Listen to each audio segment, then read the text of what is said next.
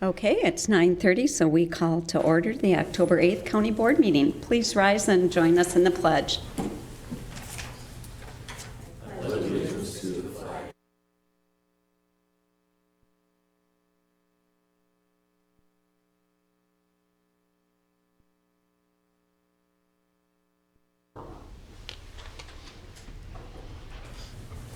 And if the clerk would please call the roll. Commissioner Look. Here. Commissioner Brastad. Here. Commissioner West. Here. Commissioner Meisner. Here. Okay, our first item is the tax claims and abatements. Is there a motion? So moved. Second. Any further discussion? That's a roll call vote. Commissioner Brastad. Aye. Commissioner West. Aye. Commissioner Meisner. Aye. Commissioner Look. And that passes. The next item, consider accepting the regular claims paid over $500 and purchase card claims paid for the period ending September 30th, 2019, and purchase card claims paid for the period ending September 20th, 2019. Is there a motion? So moved. Second. Second by Commissioner Meisner. Any further discussion? Just a correction, Madam Chair, that would be September 28th, 2019, Oh, for the record. thank you, Attorney Palumbo. Okay, any further discussion? That's a roll call vote. Commissioner West. Aye. Commissioner Meisner. Aye. Commissioner Look. Aye. Commissioner Brastad. Aye. And that passes. Our next item is the approval of the minutes for September 24th, 2019 County Board meeting. Is there a motion to approve? Move approval. Is there a second? Second. Any further discussions, deletions, corrections? Seeing none, all those in favor signify by saying aye. Aye. Opposed? That passes. First up this morning, we have the annual report from our Veteran Service Office. Anoka County is home to more than 21,000 veterans, which is the fourth highest in the state. Individuals who have served our country in the military have a variety of benefits for which they or their families might be eligible. Benefits such as a home loan and tuition reimbursement to VA health care. That's where our busy 5-county veteran service officers come in and serve as a one-stop shop and help them receive the benefits they've earned. We're fortunate to have our director, John Kriesel, with us this morning. So welcome, John, and thanks for joining us. Good morning. Thanks for having me today. So our mission at Anoka County Veteran Services is to provide professional, caring, and quality assistance to veterans and their dependents in obtaining benefits through county, state, and federal programs. Like you said, it's a wide variety of things that are available to veterans and their survivors. And so caring and compassion are two of the most important qualities that our office has to possess with some of the stuff that we're dealing with. So, all right, went through that. Basically, like you said, one-stop shop for veterans benefits, survivors benefits, dependent benefits.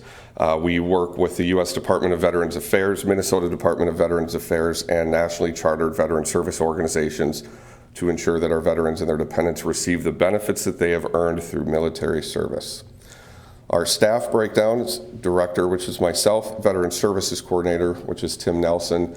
That is a newly created position this year that focuses dealing with the Veterans Court, dealing with veterans who are homeless or at risk of homelessness, and a number of other situations like that. And then if I'm absent, they are the acting director. We have 3 assistant county veteran service officers and 1 administrative specialist.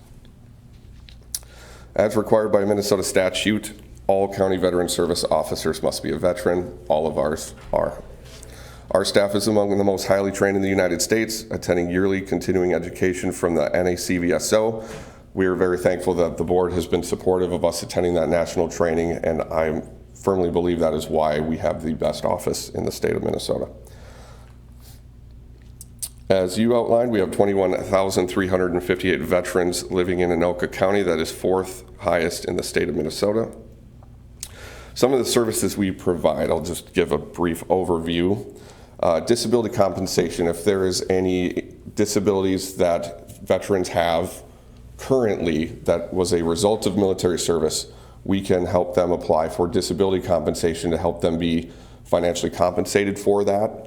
That opens the door to a number of other benefits, including health care, including other items. Veterans pension is for low-income veterans, also survivor pension. Those two kind of go hand in hand. So if there is a low-income veteran or a low-income survivor of a veteran that is in assisted living, nursing home, and they're using a significant amount of their monthly income on out-of-pocket medical expenses, this can help defray that. Health and medical care, that is one of the largest things that our office provides assistance with, is getting them enrolled in VA Health. Also education, home loans, burial. There are state benefits as well through the Minnesota Department of Veterans Affairs. There's short-term financial assistance to help financially for a short period of time while veterans are unable to work due to a disability. Special Needs Grant is a once per lifetime financial grant to help veterans and dependents stabilize their lives in a time of hardship. Dental and optical assistance provided to veterans and their dependents for routine dental extraction, denture procedures, and an annual eye exam to include eyewear. Also education assistance. We work closely with the Anoka County Veterans Court. Service officers are an integral part of the County Veterans Court, working in coordination with County Attorney's Office, Corrections Department, VA, and the District Court to ensure that veterans participating in the court have every opportunity to get their lives back on track. I'm a firm believer in that program, and I think that it saved a number of lives. Anoka County Human Services. Our office works with Anoka County Human Services to ensure that veterans and survivors receive every state and federal benefit that they have earned. We work very closely with them to make sure that if they're eligible for VA benefits, we apply for those, and it helps save state and county dollars when it comes to medical assistance especially. Anoka County Veterans Advisory Board, we work with local veteran service organizations such as the VFW, American Legion, to increase communication between all and ensure that area veterans are aware of any and all benefits and who can assist them. We create a quarterly newsletter that we post on our social media pages and send out to the local veteran service organizations to make sure that everyone's up to speed on whatever changes the VA puts out. Some statistics.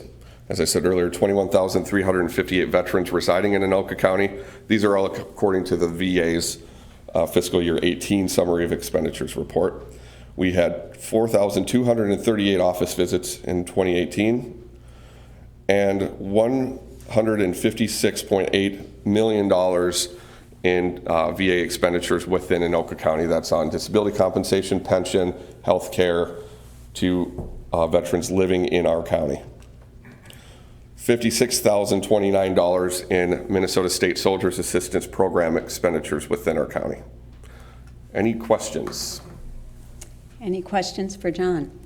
Commissioner Meisner. Thank you, Madam Chair. Well, first of all, thank you so much, you and your team, for all of the work that you do. I was chatting with John a little bit.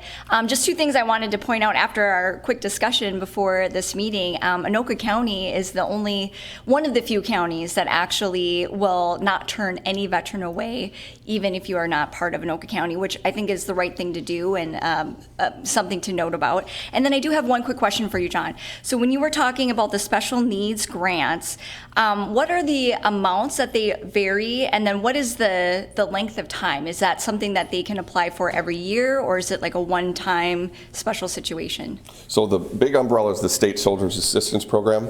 So special needs grant is one of those. Under that's the dental and optical assistance. That is yearly, the dental and optical assistance. Okay. Dentures are once in a lifetime. Special needs grant is once in a lifetime, and so that's up to $5,000 generally speaking. There are certain situations that they can have exceptions, and that, I think the most often occurrence that we see people coming to our office needing that benefit is if they're behind on their mortgage or rent and they're facing the possibility of losing their home. We can help them get caught up. Biggest thing is that they show that they currently have a sustainable standard of living, that if they get caught up, they're going to be able to maintain moving forward. And so, and in those situations, our office generally plugs them in with financial counseling through the State Department of Veterans Affairs so they don't end up in that same spot again. Thank you. Well, Commissioner West. I too would like to thank you, John. You have done a fabulous job. This office is run so efficiently and smoothly. Thank you. And you have helped a couple of my relatives, and I appreciate that too. And I wanted to ask you about the honor flight. Do you have much opportunity to let World War II, Korean, I think they even include Vietnam vets? They do know? terminally ill Vietnam vets now too, yep. Yes, so Jerry Kaiser he runs that organization in Minnesota. So if there's openings, they'll put it out through the whole state Veteran Services Officer network, and then we can help try to find some. So generally, those people they're pretty good at filling those seats because family members will be on social media and see that there's openings and stuff like that. But yes, in the past, we have helped get people into those seats. Madam Chair, I have met this elderly man. He's in his 90s. He still works in the spectacle shop in New Brighton. He was a Canadian World War II vet, and I discovered did a little research that it would cover him as well. But I can't get him to do it. Right. So I'm going to keep working on him. Yes, absolutely. And then if you don't know where to send his information, just send it to us and we'll get it to Jerry. Thanks. You bet. Oh, and Commissioner West. I heard a rumor about today is a special day for you. Yesterday. I think it was Yeah. yesterday. Yesterday. That's all right. Well, happy belated. Thank you very much. Well, thank you, John, for Thank your you. hard work, and thank you for all our County Veteran Service officers for their dedication. We all owe much to our neighbors who served in the military. And Anoka County is so fortunate to have committed, knowledgeable, and courteous staff working with our veterans, dependents, or survivors to improve their lives. Thank So you. thanks again, John. Thank you. Before I close Chair's remarks, I'd like to make a quick announcement that all of our Anoka County license and passport centers will be closed Monday, October 14th for staff training. Locations will resume normal business hours on Tuesday, the 15th. Because of this, there is a chance you may experience higher wait times the Friday before and again on Tuesday. So thank you for your understanding and patience in advance. Now on to committee reports, beginning with Management Committee. Commissioner West. Thank you, Madam Chair. The Job Training Center is requesting to fill an unbudgeted position, which is PCN 199200143, as Senior Vocational Counselor. And they have received grant funding that requires the Job Training Center to assign a Senior Vocational Counselor to the project. And this will be funded with grant funds. Do we have a motion? So moved. Is there a second? Second. Further discussion? That's a roll call vote. Commissioner Meisner, Aye. Commissioner Look, Aye. Commissioner Brassad, Aye. Commissioner West. Aye. Thank you. That passes. Next item. And Madam Chair, the next item is in the Sheriff's Office, and it was a new position in 2018, and once it was filled, it became clear that the expectations and requirements needed in the position were developing into a higher level position. And the plan then was to restructure it into the grade 13 that they're asking for now, and they lost the employee to another municipality. So now they are going to want to fill it and restructure it to a grade, it would be one FTE grade 13 from a grade 9. I'll move it. Is there a second? Second. And further discussion? Seeing none, that's a roll call vote. Commissioner Meisner, Aye. Commissioner Look, Aye. Commissioner Brassad, Aye. Commissioner West. Aye. And that passes. And that concludes my report. The rest is informational. Thank you, Commissioner West. We'll move on to transportation with Commissioner Look. Thank you, Madam Chair. The Transportation Committee met on September 30th, and we came away with a couple of action items. The first one is that the committee recommends approval of Resolution 2019-TR26 requesting a speed zone study on County State Aid Highway 26, Gopher Drive Avenue Northeast from County State Aid Highway 24, 237th Avenue Northeast to East Bethel Boulevard Northeast as requested by the City of East Bethel. As we understand, I think this is a request from the city that they're seeing high speeds in this area and they're hoping for speed reduction.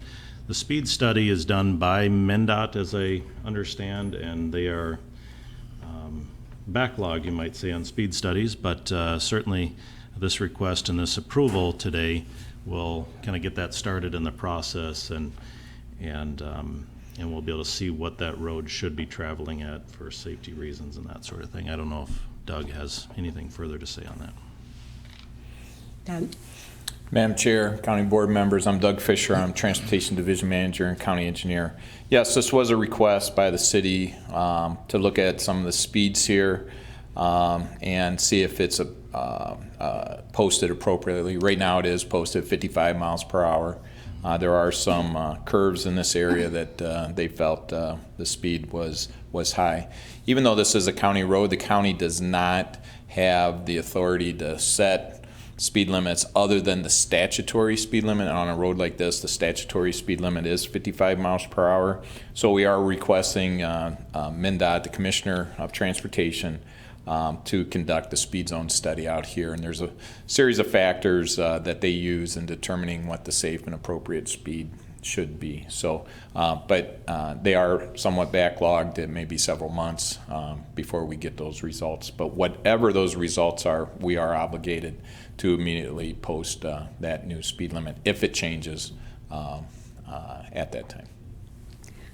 Well, I appreciate the work that your department, Doug, has done in the meantime to make sure the right-of-way is cleared of trees and obstacles. And thank you for the extra work on that. Now we sit back and see what MnDOT has to say. So I'd be happy to offer the resolution. All those in favor signify by saying aye. Aye.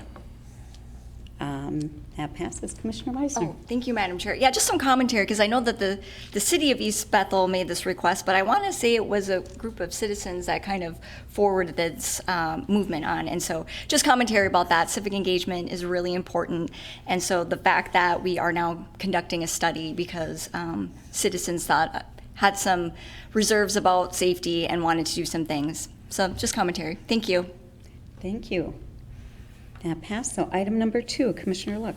Thank you, Madam Chair. The second item is the committee recommends approval to enter in a joint powers agreement, C0006393, with the City of Coon Rapids for Anoka County Project SP002-678-025, the reconstruction of County State Aid Highway 78 Hanson Boulevard between County State Aid Highway 11 Northdale Boulevard and County State Aid Highway 14 Main Street. Is there a motion to approve? I'll move it. Is there a second? Second? Further discussion? Seeing none, that is a roll call vote. Commissioner Look, Aye. Commissioner Brasted, Aye. Commissioner West, Aye. Commissioner Meisner. Aye. Thank you. That motion passes. And Madam Chair, just by way of informational items, MnDOT did attend the meeting and made a presentation on the Trunk Highway 47 corridor planning that's being done at St. Francis. This is where the 2 young girls were hit on Pedersen Drive going to Ambassador. That whole stretch in there is, if people are familiar with that, it's a 2-lane road going up and turns into a 4-lane, and unfortunately it's somewhat being used as a passing zone. So if you're heading north and you're behind somebody slow, by the time it opens to 2 lanes, you're gunning it, but you're going through an area where there's a McDonald's on one side and a middle school on the other, and kids are constantly passing between there. And it's been a concern of ours for many years, and unfortunately, it became an elevated concern. It should have been an elevated concern, but it became an elevated concern when these 2 young children were hit. And so the city has been behind this, working hard. MnDOT's been working hard. The study is now somewhat completed or mostly completed. There's options on the table, and I just kind of I find it somewhat amusing when we put in roundabouts in front of the high school, the people were not necessarily happy with that. Now the majority of them love those because they operate so well. And some that were actually opponents initially in front of the high school are advocating for roundabouts on this section. So it's kind of fun to see those dynamics change in the community, but the community is definitely engaged in ensuring that something is being done here to protect the residents. And I do want to give credit to MnDOT. When we initially started this, we said we need to drop the speed and put in a temporary stoplight. There was some hesitancy, but they went ahead and did that, and it's been well received and certainly a good Band-Aid in the process here while this study is being done. And as we all know, studies take time to do properly. So I want to give a shout out to them and a thanks for their consideration in doing some of the changes that have been in there thus far, and look forward to the city working with MnDOT to come to an agreement on what's going to work best for a plan up there. So more to come on that. Sounds great. Any comments or questions on that? Well, before we end our Transportation Committee report, Doug, you know what's coming.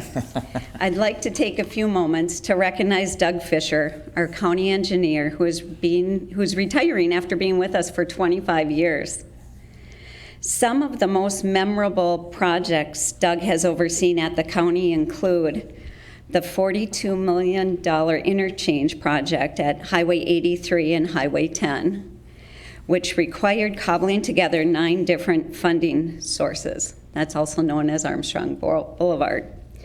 The development of the county's traffic management system, which included connecting the county's 200-plus signals together via fiber optic cables and running them back to the traffic management center. And that is very impressive if you haven't seen it. It's very cool. $12 million highway facility renovation project that included a new state-of-the-art fleet maintenance facility.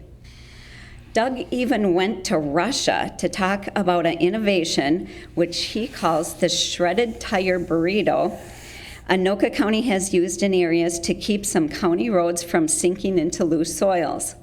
The Russian delegation then came here to see our school flasher system that incorporates radar signs and wig-wag flashers to make it crystal clear to drivers when they are supposed to slow down for children in school zones. In total, Doug has overseen $500 million worth of projects during his time as county engineer. I had to let that sink in for a little bit. $500 million worth of projects. So Anoka's county roads and bridges are definitely way better off today than when Doug first arrived. Many of the projects Doug has been involved with have won Association of Minnesota County Awards, Local Government Innovation Awards, and Industry Awards. He also received several individual accolades. He was named Young Engineer of the Year in 1996 by the Minnesota Federation of Engineering Societies. In 2014, he won the Outstanding Engineer of the Year award from the Minnesota County Engineers Association. And he's been nominated by MCEA for Urban County Engineer of the Year from 2013 to 2016, and again in 2018. Personally, I want to thank Doug for educating me in all things transportation. You've always been very patient in answering my questions and helping me find good resolutions to residents' concerns. I wish you the very best as you leave Anoka County and start this next chapter of your life. Commissioner West. I would also like to wish you the best. It has been very fun to be on Transportation Committee and watch you at your work. You have done a great job. I think I've loved your coming around to roundabouts.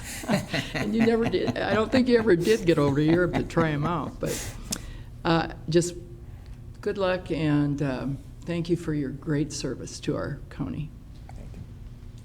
Commissioner Look. Madam Chair, thank you. I having come here from the city of Ramsey, I hated roads. I hated the concept of roads and talking about roads.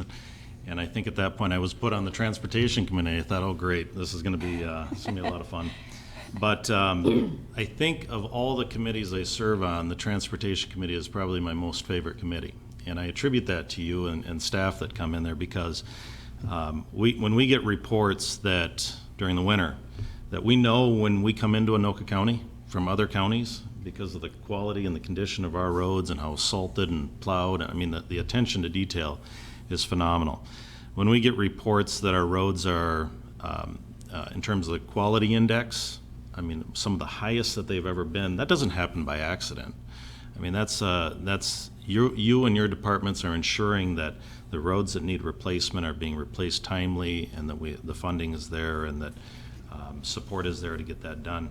I think it's just, I know that you're leaving Anoka County in good hands. Sad that you're leaving, but I know that you're going to a good organization, and that we'll probably be circling back with you a little bit on some of the additional work we're doing. So I want to thank you for your service, and also look forward to working in the future here. So thanks, Doug. Commissioner Meisner. Thank you, Madam Chair. Well, Doug, your resume is hands down impressive. I actually wanted to share, so as the Board of Commissioners, we all got Doug's letter stating, he was moving on. And what struck me the most, and what I can sincerely say speaks to me too as well, is, he really talked about it is not about building the projects that he is most proud of. It is about building his people. And you have done, I know, Donuts with Doug, your staff that I've met and interacted with, they truly love the work, and they are good leaders themselves. So I thank you for that. I will really miss being your student. So thank you so much. Thank you. I can, Madam Chair, also, I've known Doug for every one of those 25 years and worked pretty closely with Doug, certainly as an assistant county attorney and certainly as the county attorney. And I think we would be remiss if we did not also acknowledge his expertise as a county engineer, but also his expertise as a division manager. He has been an outstanding leader to the people in his division. He has shown vision, he has shown clarity, and I've actually had him come and speak to our office on principles of leadership. So that speaks volumes, I think, about who you are, Doug, and we certainly do wish you well. We're going to miss you. But we certainly wish you well, and what you have learned and what you have gathered here is a tremendous, tremendous asset, and that I know you're going to take with us, and we're going to miss it, but I do want to commend you for your outstanding service all these years. Thanks for your good work, Doug. Thank you. Can we clap? Come on. Yeah. I want to clap.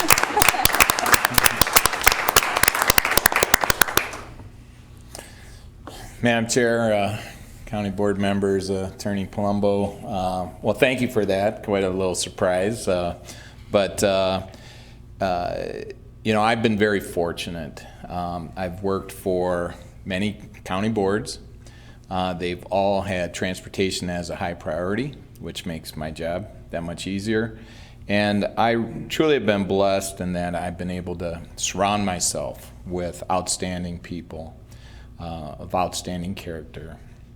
And that has been my greatest joy of working with them, watching them learn, watching them grow, watching some of them kind of go off and do bigger and better things as well. But it's just been a fun, fantastic ride. Our culture is one of work hard, but we have a lot of fun while we're doing it too. And I think that's kind of the juice that gets us going and keeps us motivated. I would have achieved none of the accomplishments without that great staff and the support of the Board of Commissioners, the Attorney's Office, who we work so closely with finance, facilities, just, so many people that we're all tied together. We're all one big happy family, and it's been a great privilege and honor to have served in this capacity, and I am going to miss the county. I'm going to miss the people. There's some things I won't miss, but again, it's been a great honor and privilege, and thank you very much. Well, I would be remiss if I did not include Commissioners Schulte and Gamache in their well wishes. And we know this isn't goodbye. We anticipate seeing you around. But from all of us, we certainly do wish you the very best. So thank you for your service. It's been incredible. Thank you. Okay, we will move on to Internal Audit Committee. Commissioner Look. Madam Chair, thank you. The Internal Audit Committee met on September 23rd, and we have two informational items that I wanted to just address, and kind of some of the topics we discussed at the committee. The first is that there was a limited audit that was done on the license centers, and again, we're trying to focus on, in the audit, the procedures, making sure that the cash handling is accurate, recorded, secured, deposited on a timely basis, making sure that across all the license centers and all the staff that we have in license centers, that they're all doing it the same way. And to ensure that whether it's video surveillance, whether it's transporting cash with Brinks services, all that sort of thing is all done the same, and that everyone is protected in the process. That's kind of the goal, and there was no recommendations at this time for the license centers, so they're doing an excellent job. The second one was the Sheriff's Department, and the Sheriff handles permits and processing fees, and again, in that environment, the goal is to ensure that there's separation of duties, that everyone is protected in that environment as well, and I believe there was one recommendation there, but for the most part, they passed as well with flying colors. There was a county not too long ago in the metro that had a newsworthy event that we don't necessarily need to go into, but nevertheless, what happens is if our procedures aren't followed and there's any sort of incident that occurs, it becomes a newsworthy event, and then the county is brought in, and people see this and they become concerned. So again, part of the goal of the internal audit is to go in and make sure everything is running smoothly, everything is done according to procedure, and that you can't prevent everything from happening, but you can try and ensure that the majority of it doesn't happen by following those procedures. And so once that happens, then sometimes the state auditor will come in and look, and we've kind of made sure our house is in order, and it's been a seamless process, and I'm thankful to Chuck for his diligence in going in, and sometimes there's pushback, but certainly it's, again, for the benefit of all employees and protecting everyone within the respective departments that we conduct these audits. So that concludes my report. Thank you, Commissioner Look. Well, since you're on a roll, I want to just roll right into the Parks Committee report. Okay. Parks Committee, we also met here at the Bunker Hills Activity Center. We came away with two action items. The first is that the committee recommends that the county board award contracts to Minnesota-Wisconsin Playground for the design and installation of two playgrounds, $165,000 for the Rum River North County Park. That's Anoka County Contract C0007512, and $175,000 for the Rum River Central Regional Park, Anoka County Contract C0007513. The current playground systems that are in there are old, they're tired. There's a question as to parts, whether we can get those to try and fix them when that's needed to happen. And then also, the newer playgrounds are incorporating more ADA accessible components, and so it's more people will be able to use these and enjoy the park system out there. This is funded through a grant, as I understand, but perhaps Jeff can identify more the funding source on this. Good morning, Madam Chair, members of the board. My name is Jeff Perry, Park Director for Anoka County, and that is correct. There is a couple different grants that finance these two projects.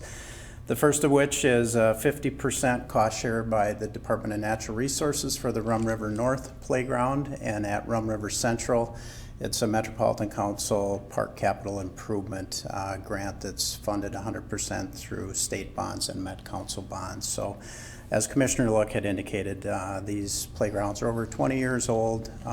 They're due for replacement. We're incorporating handicap accessible features which will better serve the public. So thank you. That's good. Do we have a motion? I'll move it. Is there a second? Second. Further discussion? And that's a roll call vote. Commissioner Look, Aye. Commissioner Brassad, Aye. Commissioner West, Aye. Commissioner Meisner. Aye. That passes. Next item. Thank you, Madam Chair. The second item is the committee recommends that the county board authorize a memorandum of understanding with the National Park Service for a display panel at Coon Rapids Dam Regional Park Visitor Center, Anoka County Contract C007511, and authorize Mr. Perry and as Parks Director to execute documents on our behalf. Again, this is it's an iPad, from what I gather, that's going to detail information as to what visitors can come and visually see. They'll see within the park, they educate themselves. It's a free item, I understand. We just need to provide the location. And again, it just kind of gives more of an interactive opportunity for visitors that I think will enjoy their experience more at this particular location. Sounds interesting. Is there a motion? So moved. I'll second. Further discussion? That's a roll call vote. Commissioner Brassad, Aye. Commissioner West, Aye. Commissioner Meisner, Aye. Commissioner Look. Aye. And that passes. Madam Chair, by way of informational items, we had a veteran service report this morning on some of the benefits that veterans receive, and we had a discussion on the vehicle entry permit fees and how we can reduce those and make it more affordable for veterans. And we had a lengthy discussion on that, a good discussion, and certainly we want to, give a discount to our veterans that have served, our nation's military, and offer them a opportunity to utilize their parks and to benefit in that regard. And the second item, Madam Chair, I think it was more of a moving item, and I wonder if Commissioner West might comment on it. Thank you, Madam Chair. I came into the Parks Committee last week, and there sits my neighbor, and I haven't seen her for quite a while. Excuse me. And it turns out that she's been a park ranger for our parks for about 6 years. She rides her bike around a lot of the time to patrol. Well, one day, recently, she was patrolling. She happened to be in the campgrounds at Bunker, and she got a call that somebody had stopped breathing. And the person, she was working at campground, number 34, and the person who had stopped breathing was right next door. So she was there, and she administered CPR and got him going again. And so we honored her in our committee, and very proud of her. Sheila Sunderland is her name. So We certainly have some Yeah. talented, well-trained park staff. This is the second life-saving measure we've seen in just a very short time. yeah. So very grateful. Madam Chair, it's interesting to see, these are high-stress environments when you get a call like that, and what do you do? Yeah, and to see people's training kick in at that point is really, I think, where our people, there's a lot of people that are trained, but our people are certainly very well trained to handle these type of situations. And we asked her, while you were administering CPR, what was going through your mind at that time? And she had indicated that, the thoughts that this person may not come back, or, but you're still trying. And she worked on him for 7 minutes, was it? chest compressions, which may not seem like a lot, but it's to do chest compressions for 7 minutes, you are physically exhausted by the end of that. And so she's very, I was surprised how humble she was, but this is a memory that she will carry with her for the rest of her life. So very proud of her. Mm-hmm. That's great. Yeah. And Madam Chair, that concludes my report. Wonderful. And that's all for our regular agenda. I think Commissioner Meisner had something to mention. I do. Thank you, Madam Chair. At the last board meeting, I was talking about the importance of our special election for County Commissioner at District 6. However, I misspoke about some of the cities that are represented for District 6. So I would like to correct that today. So for District 6, again, this is for the County Commissioner special election race. These are typically not well attended in terms of low voter turnout.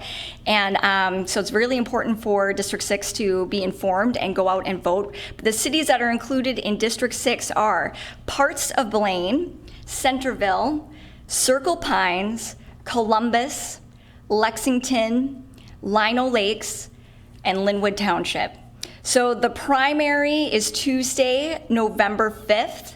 The general election will be Tuesday, February 11th. There again have been 6 candidates that have filed. So for the Tuesday, November 5th primary, the top 2 will come out. And early voting is going on right now. Please check out Anoka County Elections website for the details and polling locations. And a few other things to get informed. So tonight, the League of Women Voters is hosting a candidate forum. It will be held at the Lino Lakes City Hall from 6:30 till 8:30 p.m.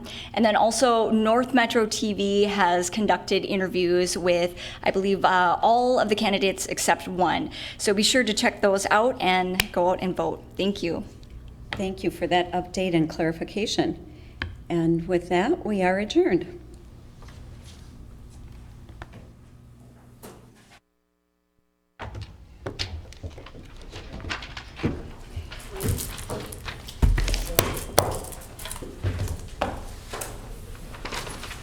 Well done.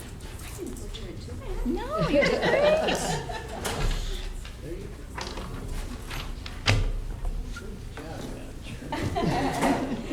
Thank you, Tony. I'll never know what you're